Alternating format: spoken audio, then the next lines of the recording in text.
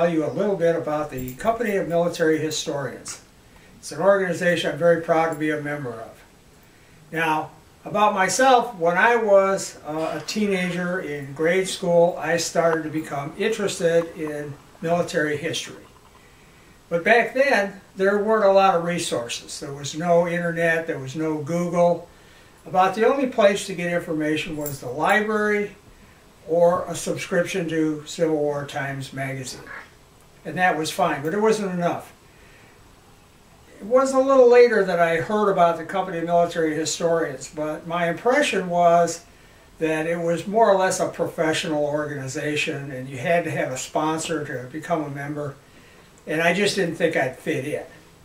Well, later on I found out more about it, and when I became an adult, actually about 10 years ago, I decided to join.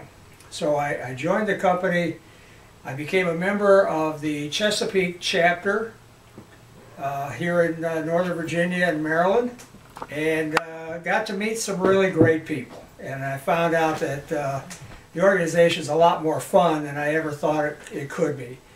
Our meetings are held at Fort Ward in Alexandria. We have a short business meeting, and then it's followed by a talk and a discussion, and sometimes folks will bring some really interesting items to look at and to examine. Well, one of the things about these talks that really became interesting to me was most of them were not about things that I was terribly interested in.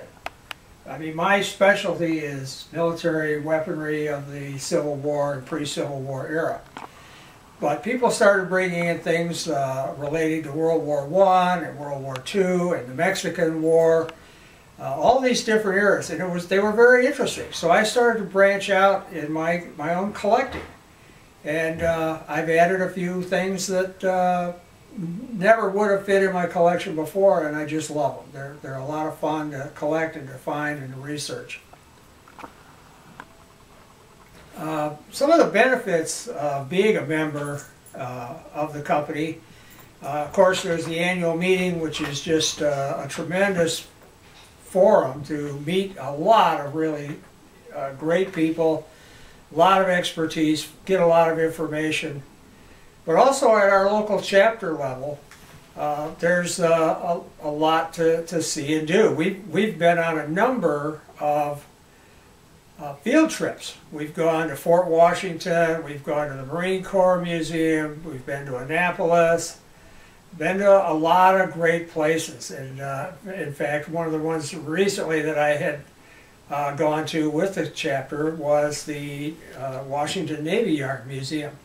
That's some place that I'd wanted to go for years, but I just never wanted to drive down to D.C. and find the place and go. But going with the chapter made it really easy, and it was a lot more fun because there was a bunch of great people along with it. I'd like to show you a little bit of what has inspired me over my years, my 50 years of collecting. I've collected primarily Civil War, colonial through Civil War weapons. I've got everything from Revolutionary War, French Charleville musket, through, well now goes all the way up to a World War II M1 Garand. A couple of my favorites though, I'll bring this one down, you can take a look at it. This is a model 1841 U.S. rifle. It's known as the Mississippi rifle. And it's been described as being the most handsome weapon the United States ever produced. And I think you'd have to agree. This was made in .54 caliber, and it got its nickname, the Mississippi rifle, by being used by Mississippi troops in the Mexican War, led by Jefferson Davis, which I think is an interesting side note.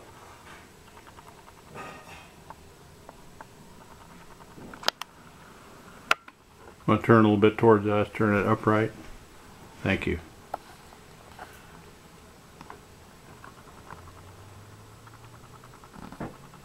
One of the other neat things about this rifle that I think is neat is it was made at Harper's Ferry. And I think a lot of people have kind of a special attachment to Harper's Ferry made weapons.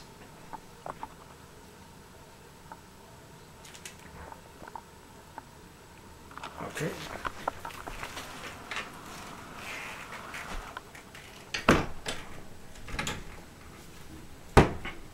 Another one of my favorites is the Spencer rifle. This was the wonder weapon of the Civil War.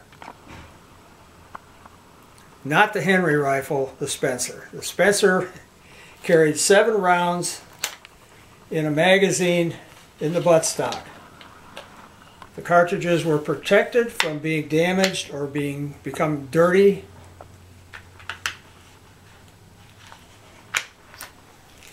And the real benefit was it was a lever action rifle. Every time you worked the lever and cocked the hammer, you were reloaded. That's a huge difference from a muzzle loading single shot rifle. So the the Spencer was really one of the most fantastic weapons of the Civil War. And it's one of my favorites because I'm very interested in the technology of the Civil War.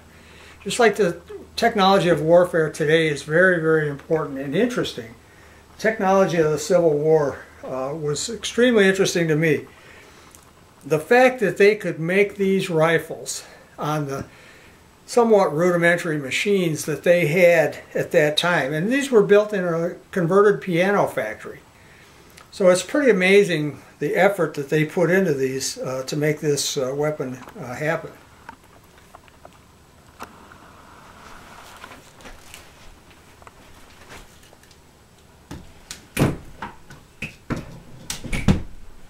And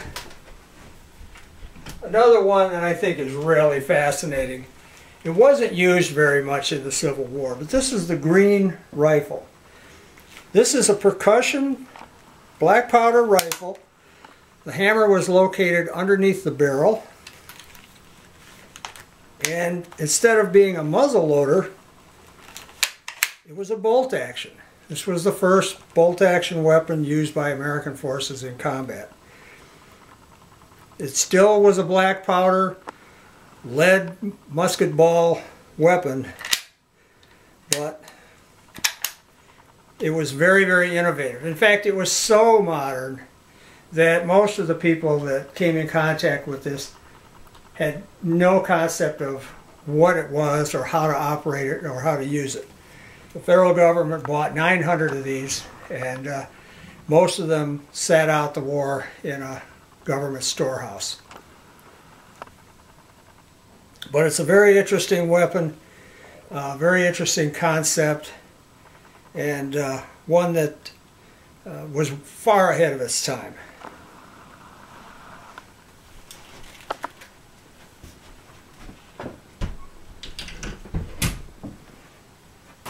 Okay, now I'd like to talk just a little bit about some of the benefits of being in the Company of Military Historians. I've already mentioned the annual meetings, the field trips, the meetings at Fort Ward, which is a fantastic Civil War fort that guarded Washington during the war. That's where we have our meetings. But also the journal, Military Collector and Historian. The magazine itself is worth the cost of a membership. These come out several times a year, and it has been greatly improved and expanded so that we now have color, illustrations, and there's just a wide range of great articles in here.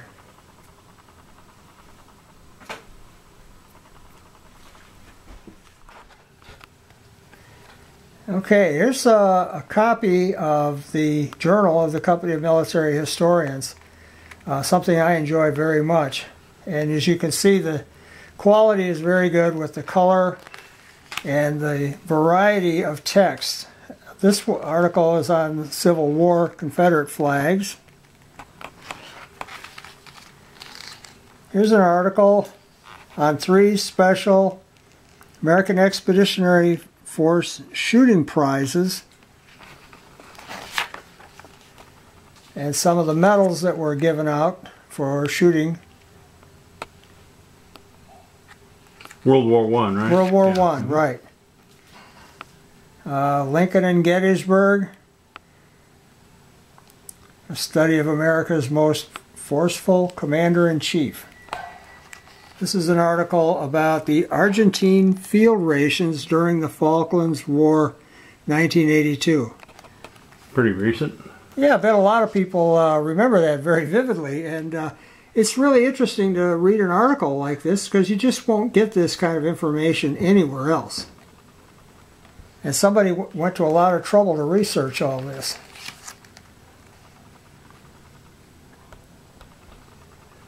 That guy, probably. Yep. Wasn't it? Yeah, I believe that's him. Alex? Okay. Here's an article about France's successful reinforcements to America after the fall of Canada, 1761 to 63. And I know this author is very, very knowledgeable on that era.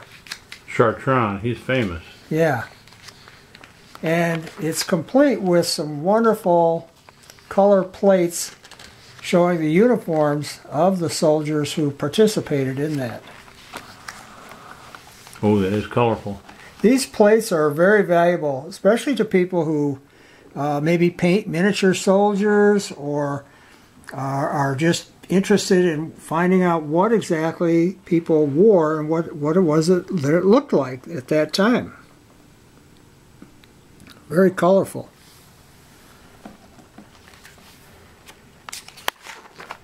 And here's some more.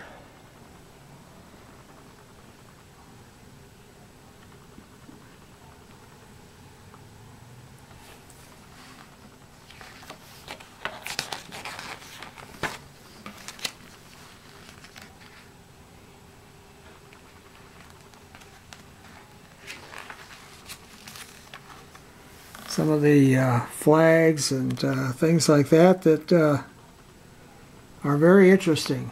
Colors are very important, and to be able to see them in color in a magazine instead of the old black and white days, this is a big improvement.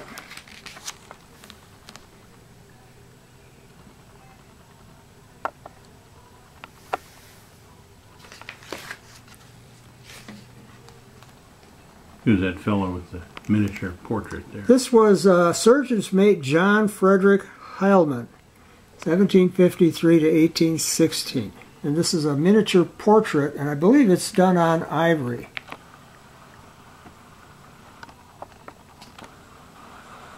Great.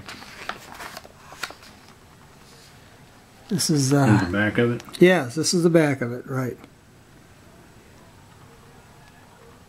And it's dated 1812. I don't want to show that one because it's oh, this is good. This is an article by a friend of mine, Dan Binder, on scarce antebellum period U.S. Ordnance Corps officers' buttons. Dan is one of the most knowledgeable people about early American buttons that I know. And he contributes a lot of really great articles to the magazine. For collectors, it's a wonderful resource. This is an article about naval railway batteries in World War I. Now that's something that's really interesting to me. Even though it's not Civil War, it's if it's about cannons, I'm interested. That's the one at the Washington Navy Yard right there, isn't it? Yes, I believe it is. Okay, we saw that one on our trip. Yep. Other end of it. Yep. There's the inside.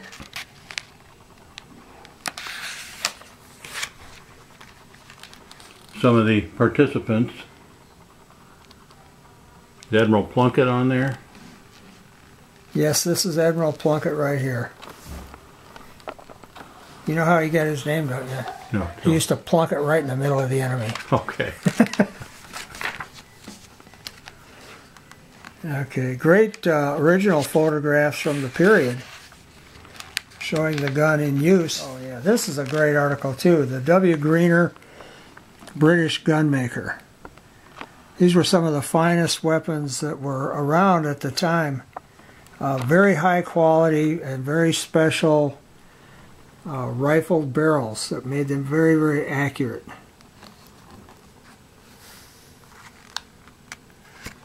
There's a name, Greener. Yep.